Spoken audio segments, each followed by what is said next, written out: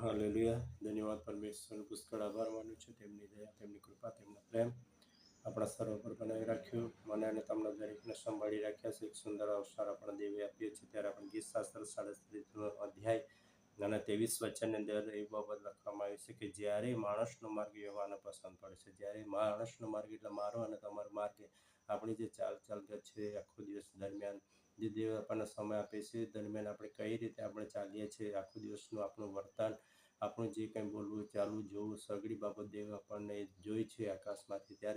જ્યારે એ સારી પેઠે આપણે કરીએ છીએ ત્યારે દેવને માર્ગ પસંદ પડે છે. દેવની ઈચ્છા પ્રમાણે આપણે ચાલીએ છીએ, તેના વચનો અનુસાર આપણે ચાલીએ છીએ ત્યારે તે દેવને એ પસંદ પડે છે. અને ત્યારબાદ જ્યારે દેવને આપણા માર્ગ પસંદ પડે છે ત્યારે તે આપણા પગલાંને સ્થિર કરે છે. એવું દાઉદ ભક્ત કહે છે ત્યારે આપણા પગલાં સ્થિર કરે છે એટલે વિશ્વાસની અંદર આપણને મજબૂત કરી ગયા, એક આત્મિક જીવનની અંદર એક આપણે પાયો નાખી દઈએ છીએ કે જેથી કરીને પગલાં કદી પણ ડગીમગી જતા નથી. કે સ્થિરતાની પગલાં કેમ કે દેવ પણ આપણી સાથે ત્યાં ઊભો છે ત્યારે એ પગલાં એટલા બધા સ્થિર થઈ જાય છે કે તે ગમે તેવી પરિસ્થિતિની અંદર પણ તે આપણને ડગીમગી જવા દેતું નથી. ત્યારે આપણું જે રહેણી કહેણી છે, ચાલચલગત છે દિવસ દરમિયાનની અંદર તે દરેક બાબતોને આપણે દેવને ગમે એવી રીતે આપણે ચાલવું જોઈએ. અને સુંદર દિવસ આપ્યો છે ત્યારે આપણે પ્રથમ બાબત એ છે કે આપણા જીવનને પ્રથમ સ્થાન આપણે દેવને આપવું જોઈએ, જેથી કરીને દેવ આપણને આખો દિવસ દરેક બાબતોની અંદર અગુવાઈ પૂરી પાડે. અને વિશેષ પવિત્ર આત્મા પણ આપણને અગુવાઈ પૂરી પાડે છે. જેવી રીતે દેવનું વચન એવું કહે છે, હું પવિત્ર છું માટે તમે પવિત્ર થાવ.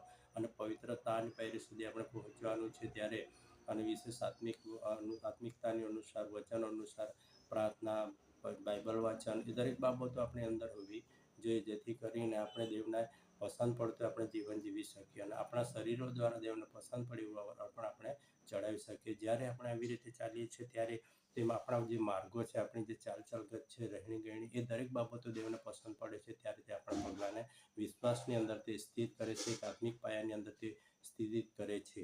અને વિશેષ ત્યારે દાઉદ ભક્ત સુંદર બાબત લખે છે કે ત્યારે તે તેના પગલાંને તે સ્થિર કરે છે. હવે જોઈએ છે ગીતશાસ્ત્ર 119 અને 105ની અંદર કે તારું વચન મારા પગને સારું દીવારૂપ છે. ત્યારે વચન છે તે આપણા ચાલવા માટે એક દીવા સમાન છે કે આપણે કઈ રીતે ચાલવું જોઈએ આ જગતની અંદર દરેક બાબતોની અંદર આપણને શીખવે છે. અને વિશેષ આપણે જોઈએ છીએ તે પ્રમાણે જ્યારે આપણે વચન અનુસાર ચાલીએ છીએ ત્યારે તે આપણા પગલાંને તે સ્થિર કરે છે. અને વિશેષ આગળ આપણે જોઈએ છે ત્યારે તે બાબતોની અંદર પણ દેવને પસંદ પડતું આપણે જીવન જીવવાનું છે. તે કંઈ આપણું ઉઠવું, બેસવું, ચાલવું, સગળું જે પણ આખો દિવસના 24 કલાકની અંદર આપણે જે કંઈ વિચારીએ છીએ તે દરેક બાબત દેવ જાણે છે. માટે વિશેષ આપણા જીવનને આપણે સારી રીતે આપણે ચાલવાની જરૂર છે અને દેવને પસંદ પડતા પગલે ચાલવાની જરૂર છે. અને વિશેષ આ ટૂંકા